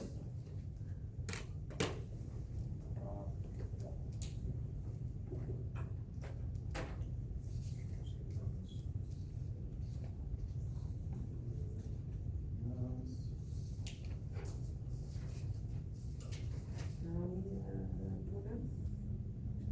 Are you stopping there? Kilogram. I've heard kilogram meters and meters kilograms. You got meter square, mass and meter square. Kilogram meter squared. I don't know if you said squared, I just missed it. I apologize if I did. It's kilogram meter squared, because we're squaring the meters here times kilograms. All right, so that's the moment of inertia of that disk, and that's how you go about it. What they are claiming is steel washer. They have 2.86 times 10 to the negative fourth. 2.87. Woo! Yeah, just celebrate the fact that we got that close in a crude physics experiment demonstration. All right.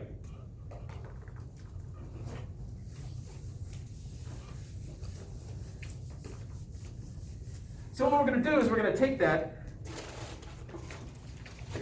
and we have our rotary motion sensor right here, and we're going to put they call it three-step pulley right here. We're going to put this onto the sensor right here, and as this rotates, it's measuring angular position, measures the angle. So we'll have this set up on there. We're going to put the steel disc wherever I put it. Probably right there. There it is. We're going to put this on front of it. And as I rotate this, recognize it slows down because there's friction there. And so part of the experiment is to try to figure out what is the effect of the torque. What is the effect of the friction on the torque of it? Because it does slow down.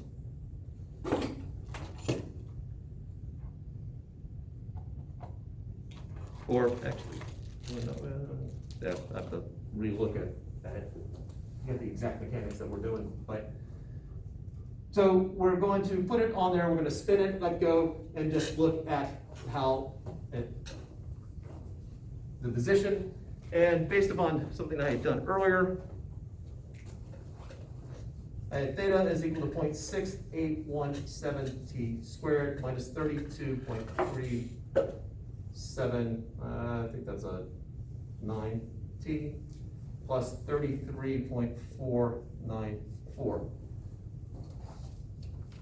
That is the equation I got. What is the angular acceleration? 2 times 0.68. Yep.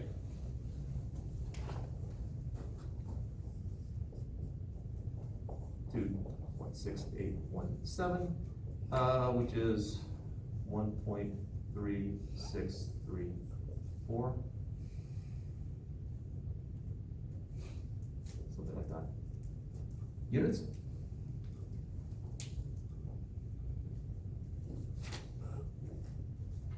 It does use SI units. Radians per second. Oh, radians. I forgot how you would describe time. It's an acceleration thing. Oh, radians per second squared. There we go. Time is in seconds.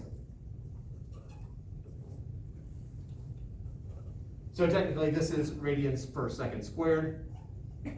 So that when time is in seconds, the second squared will cancel out and you're left with radians. This would be radians per second. And that would just be radians. This number right here, in terms of the lab, is rather meaningless because that's just the initial angle at time is equal to 0, which is just however it's set up. I mean, you could zero it, but there's no need to. We don't do anything with that number other than to record it.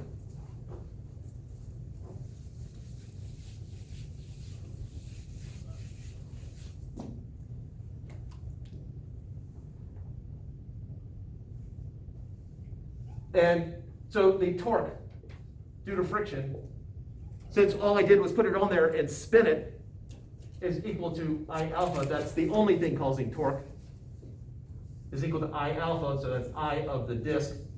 Well, we have only one I so far, so I of the disk times that alpha right there. So if I know the moment of inertia of the disk, now we'll come back to that. So the next setup is I'm going to take my sensor here.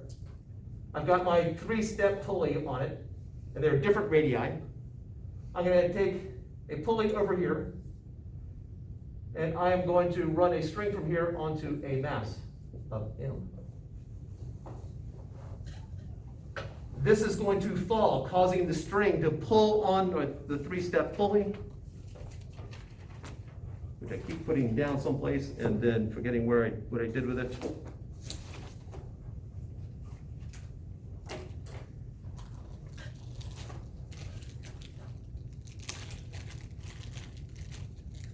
This will be you in 30 years.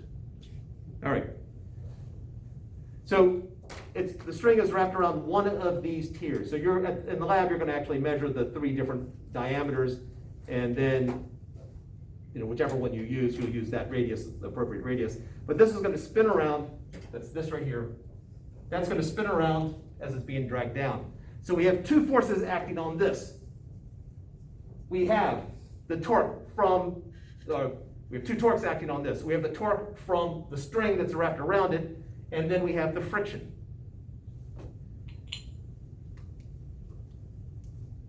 From this right here, I know that the weight minus the tension is equal to mass times acceleration.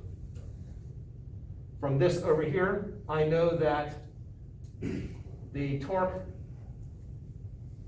from the string minus the torque from the friction is equal to I times alpha.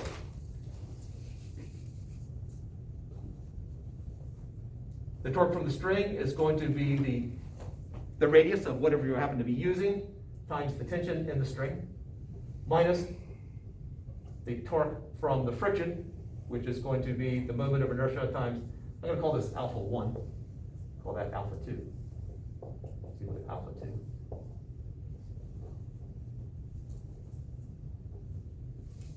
So I have these 2 equations. I can come up with another way of finding the moment of inertia of this disk.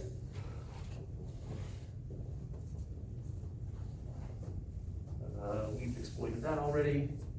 So alpha 1 is 1.3634 radians per second squared.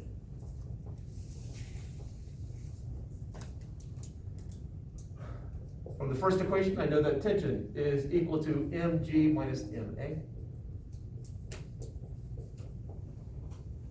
From that last equation down there, I know that R times the tension is equal to I alpha 1 plus I alpha 2.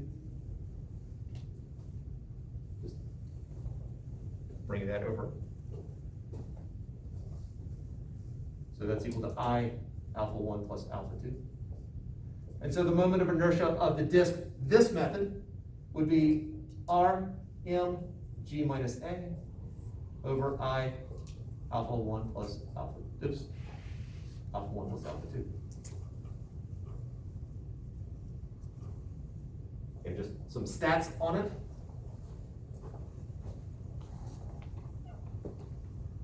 From looking at the position of this right here during this experiment, we have theta is equal to negative 44.532 t squared plus 5.7058 t minus 1,827.2.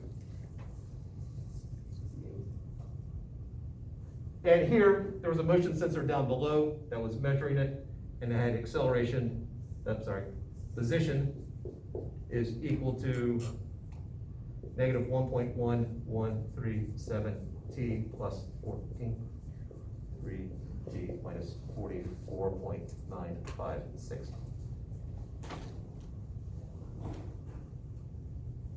So what is the acceleration? The linear acceleration of the falling mass.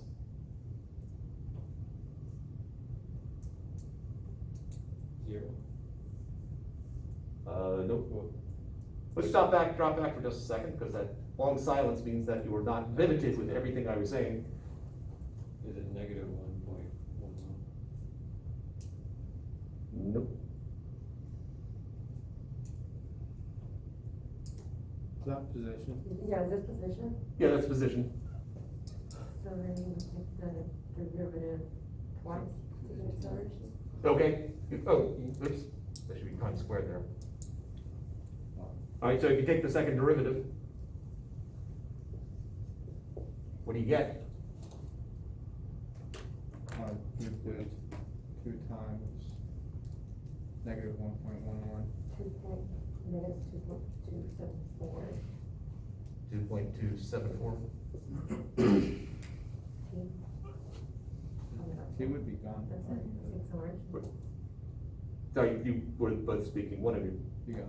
We're gonna do the acceleration, so we can get rid of it. So, plug that in for A here.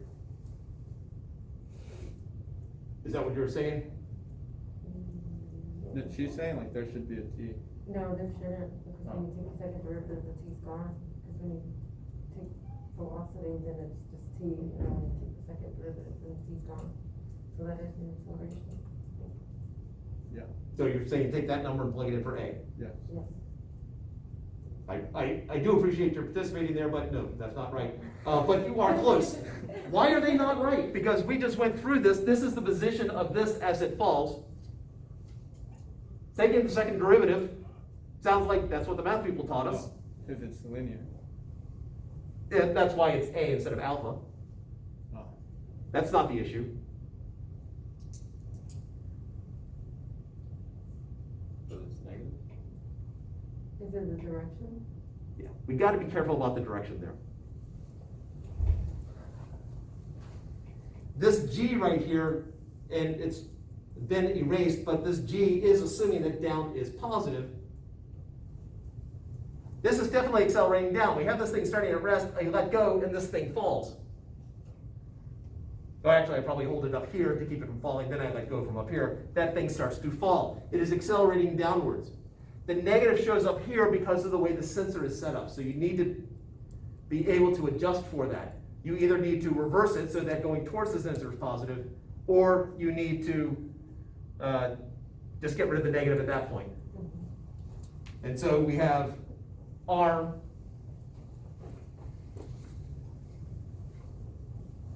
wrote down somewhere. I did not write it down. Pretty sure it was the middle tier, so we can do that.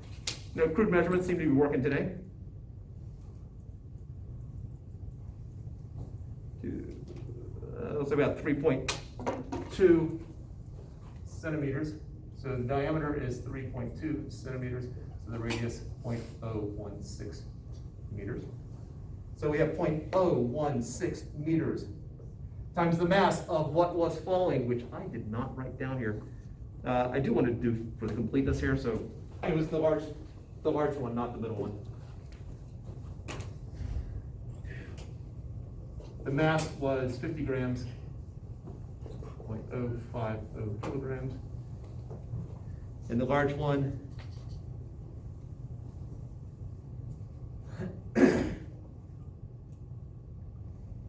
about 5.6 centimeters.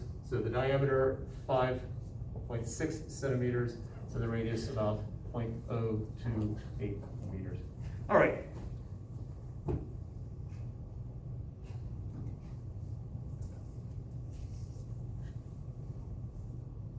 .028 meters, let's see if I can actually write that more legibly. 0.028 meters times the mass, which was 0.050 kilograms, times 9.8 minus 2.274 divided by alpha 1, which I haven't given the formula for, but alpha 2 we do know, plus 1.3634 radians per second squared. That's meters per second squared. And the information for alpha, oh, no, I did write it right there.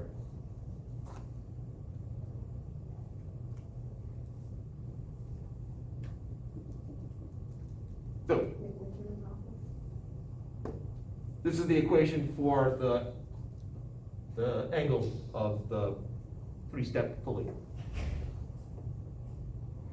So what is alpha 2? Is that the coefficient of A times? Is it the coefficient of A times two? Yep. So 89 point, technically negative because of the way the thing is set up, but we'll need to make it positive over there. 89.064 radians per second squared. But make it positive for the same reason as before. Sorry? No, just asking for the positive over there. 0.064 radians per second squared.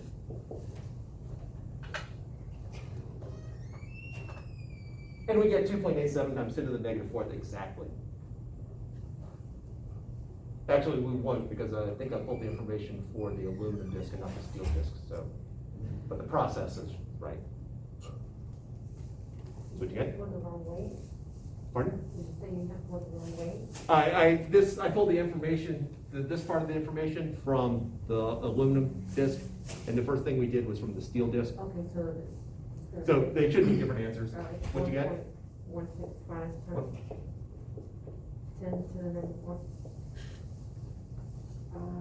Kilograms per, times meters squared. Yep, all right.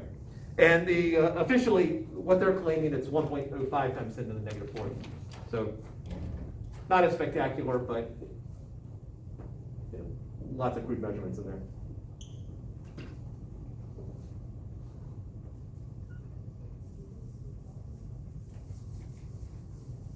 There's one other piece to the lab. I'll go into the background of that one and then we'll call it a day. With facts. So the lab's on Thursday, right? Yes, it'll be on Thursday. Did you want to know Tuesday instead? No. What's on Tuesday? You've got a quiz on chapters 8 and 9, 3 questions. or 4. I can't remember what I've done. For torque, I know like how you write it like that, but I've always wrote down like just. Come on down. So I've always just wrote it like that. Is that okay? Yeah. Okay. I usually from context, I'm good with it. I put the, you know, the curl in it just because I have style. Because no doubt the Greeks, when they were writing, the ancient Greeks were writing, they put as many curves in their letters as possible. You know, with their ballpoint pens.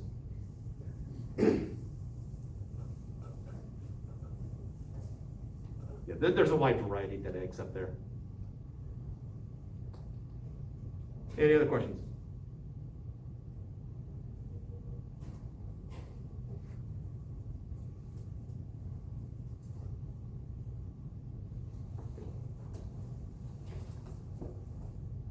All right.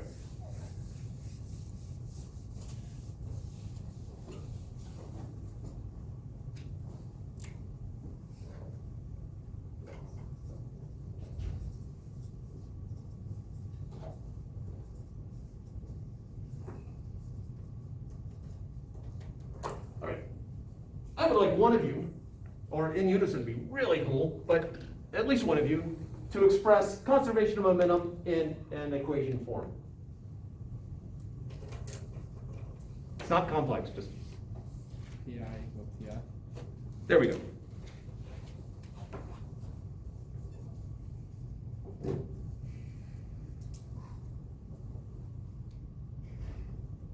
We could go through the derivation, I'm not going to. We could go through the same derivation. It looks almost identical to what we did before, except instead of F, we have tau.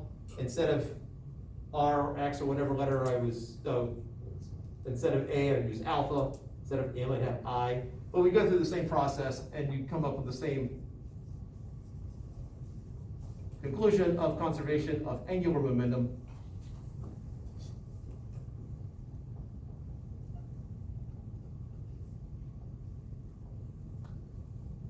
We should not be using that one.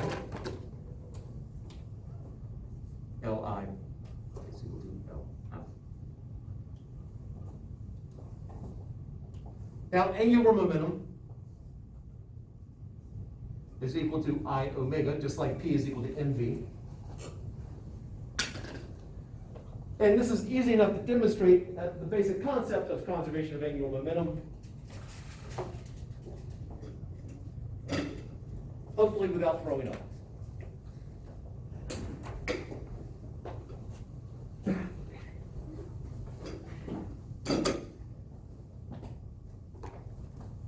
I guess about a year and a half ago, I suddenly got struck by vertigo, really bad bout.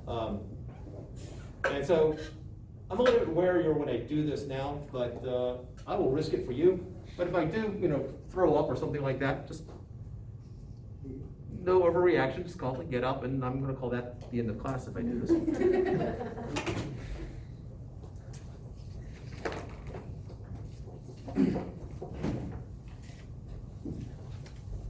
So remember that the moment of inertia reflects the distribution of the mass. So I've got my own mass, and I'm going to be rotating roughly about the center here. And then I have some additional masses right here. So think about the effect of having the mass out like this or having the mass in like that. If my axis of rotation is here, do I have greater moment of inertia like this or like this? You'd have greater farther out, I think. Because if you go back to the basics of it, ultimately it's the sum of mr squared, and I've definitely increased r. As I spin, I will have an angular velocity,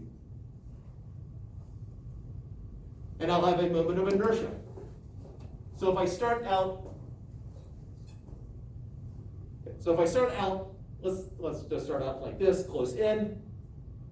I have some moment of inertia. As my moment of inertia increases, what happens to my angular velocity?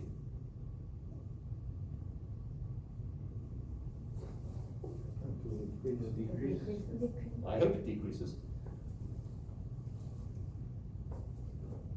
And then I can increase it again just by doing that.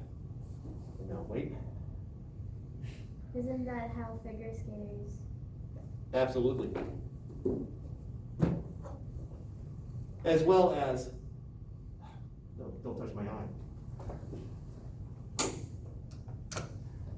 As well as what the planet does as it gets closer to the sun.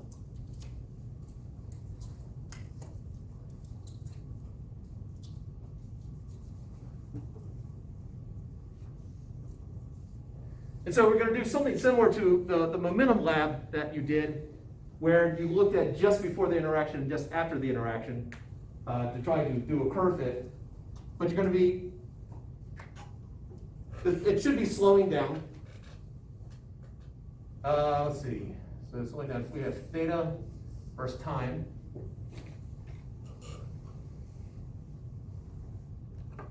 Let's see. So angular momentum is higher here, so it should be steeper.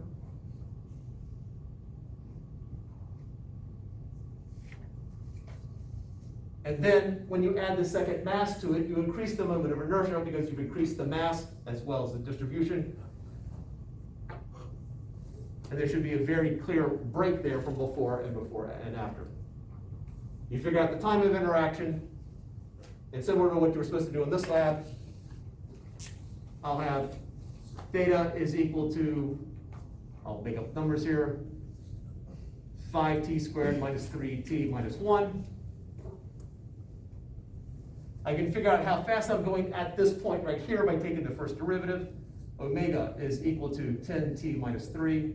You plug in the time of the interaction. You find the equation for afterwards. 2t squared minus 1t minus 1. And so omega is equal to 4t minus 1. You plug in the time of the interaction, and you'll have an omega before and omega after.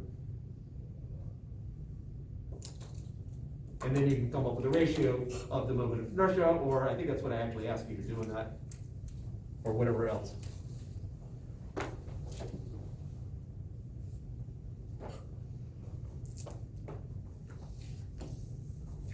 And then we can get into more complicated scenarios, but I at least wanted to hit the basis of what you'll be doing in the lab And then Tuesday, we'll drill down in a couple things.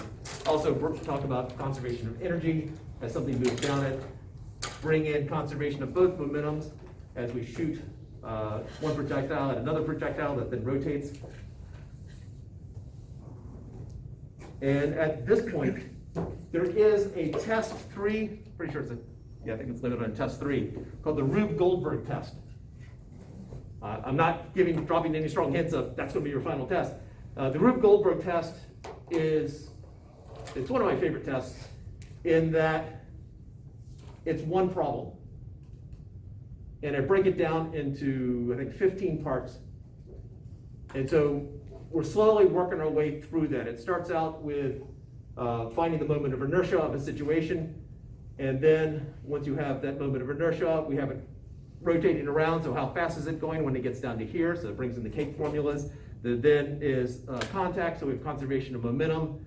We have this thing going down a hill, so there's conservation of energy. It smacks into something else, which has conservation of momentum, which hits a spring, conservation of energy, oscillates back and forth, harmonic motion, the favorite of Precious.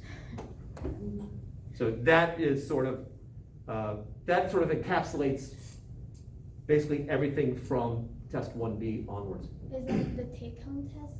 It will be done at home. At some point, we probably should talk about how that works. So, When that be? in sometime in December, In December. yes. But you will not be here for that test. I guess if you wanted to take it before Thanksgiving, before we covered all the material, I could do it for you,